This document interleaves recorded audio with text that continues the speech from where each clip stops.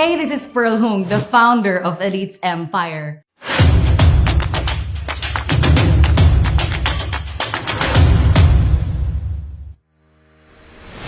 So, ang tanong, saan kadalasan nilalagay ng tao ang pera nila? Usually, ang sagot sa bangko. Pero alam mo ba, may tinatawag tayong inflation rate. Or ito yung pagbawas ng value ng pera ng tao. At ang inflation rate sa Pilipinas ay umabot po ng 7% just this year. So, ibig sabihin, nabawasan na pala yung savings mo ng 7%.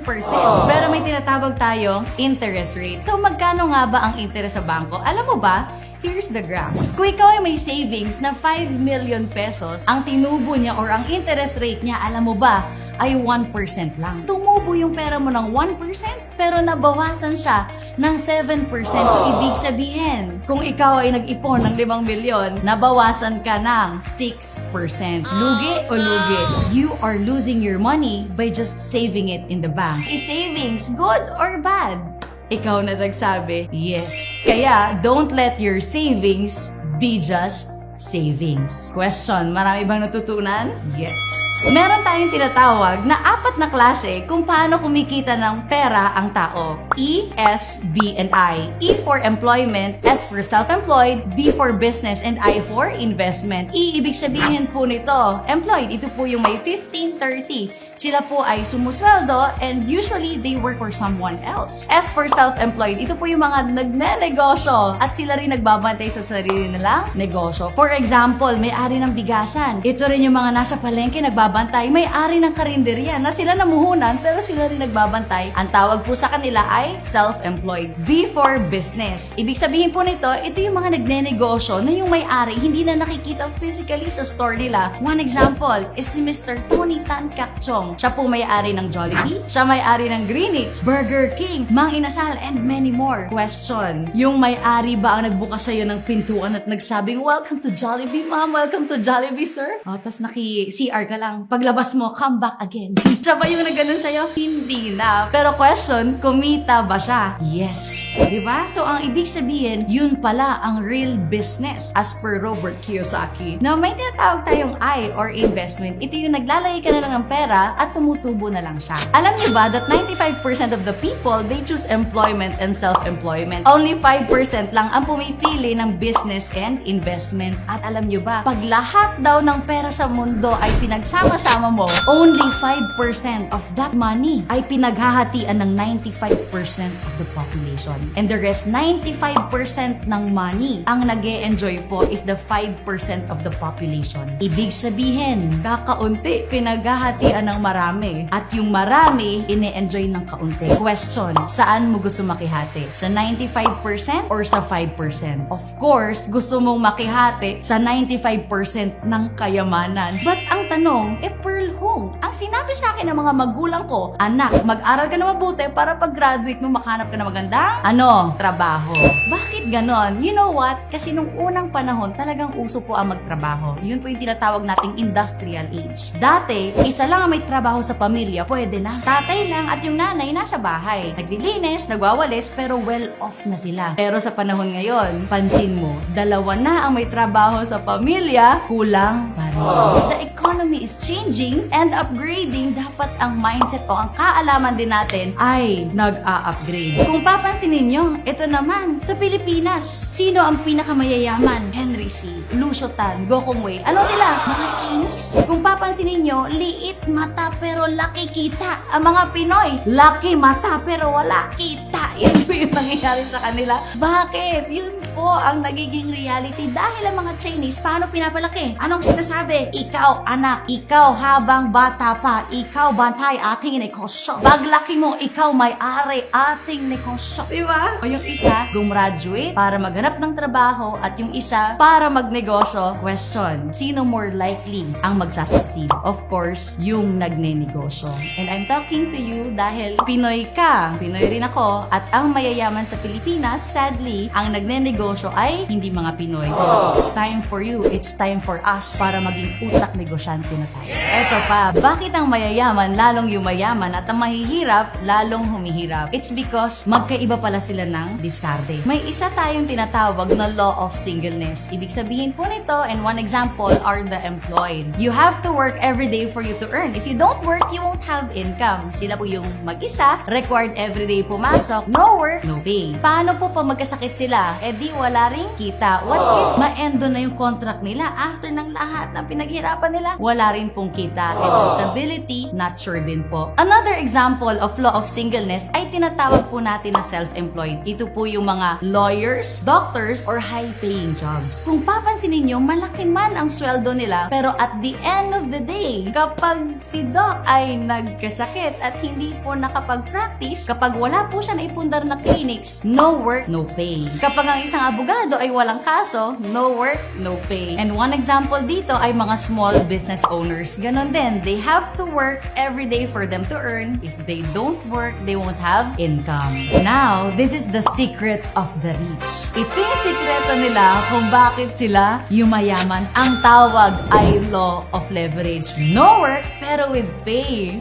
Pwede pala yun? Yes, at marami nakakagawa at ngayon, it's for you to find out. Kaya napakaswerte mo na pinapanood mo tong video na to. Ano nga ba ang law of leverage? One example, tignan natin si Mr. Lucio Tan. Alam mo ba, mag-isa lang siya pero nag-leverage siya or nagparami siya ng negosyo. Siya po may-ari ng Fortune Tobacco. Siya po may-ari ng Foremost Farm in Davao. Asia Brewery, kanya din. Eaton Group of Companies, sa kanya rin. Philippine National Bank, kanya rin. Malls in China and Hawaii. Allied Banking Corporation, Century Park. At ang paborito mong Tanduay, kanya rin po yan. Ibig sabihin, si Lucio Tan mag-isa pero nagparami siya ng business niya. Pangalawang dumami sa kanya is the people working under him. Alam mo ba na si Lucio Tan ay may 40,000 plus employees who will work, imagine who will work 8 hours a day. So si Lucio Tan, dahil sa sistema na na-build niya, ay may 320,000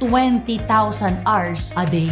Grabe, no? Samantalang, kung ang diskarte mo daw sa buhay ay law of singleness. If you work 8 hours a day and 5 days in a week, that's 50 weeks for a year. And you work for 40 years. Alam mo ba na ikaw daw po ay may 80,000 hours for 40 years? Buong buhay mo na. Ikaw ay may 80,000 hours because sabihin natin you start working at 20 and you retire at 60. Samantalang si Lucio Tan, ang 80,000 hours mo doing the diskarte of law of singleness, ang 80,000 hours mo, 2 hours lang ni Lucio Tan. Na ang ginagawa ay law of leverage. Sabi, ganun pala yun. O question, anong mas gusto mo? Law of singleness o law of leverage? Of course, leverage.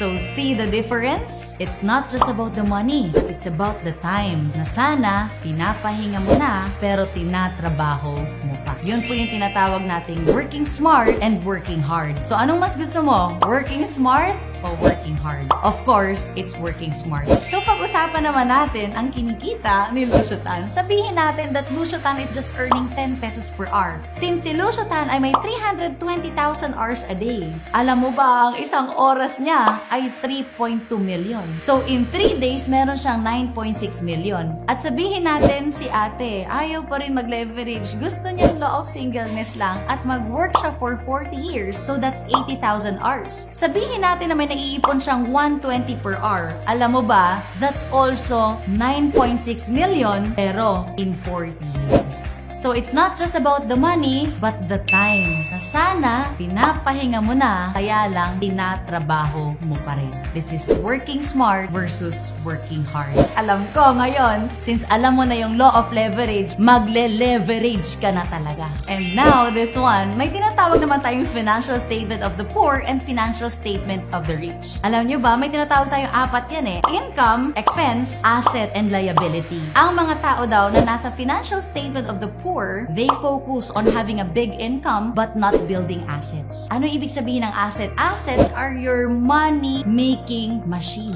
Naglalagyan mo ng pera at tumutubo ng pera. Well, most of the people, pag sila daw ay may income, ang ginagawa sa pera ay napupunta sa liability. Bumibili ng mga bagong cellphone, bumibili ng mas malaking sala, mas malaking TV. Question, manood ka ng TV, kikita ka ba dyan? Hindi. Kahit 0% interest yung sofa mo at hinigaan mo ng hinigaan. Question, kikita ka ba dyan? Hindi rin. Kasi yun po ay pinaglagyan ng pera at hindi tumutubo ng pera. And they are ending up na 3 years na pala nag-work, 5 years na pala nag-work, 10 years na nag-work, pa-retire na, pero wala pa rin naipon. At kapag ganito daw po ang klase ng mindset, you are one step closer of being broke. Kasi ikaw lang ang inaasahan. Another liability na pinaglalagyan ng tao ng pera nila, more likely ng Pilipino, is yung bahay. Alam mo ba, sabi ni Robert Kiyosaki, that if your house is your biggest investment, your life is in trouble. Bakit? Pansinin mo, ang mga Pilipino, ang lalaki ng bahay, pero ang liit, ang cute ng negosyo sa sari-sari store. Pero ang mga Chinese, ang lalaki ng negosyo, ang liliit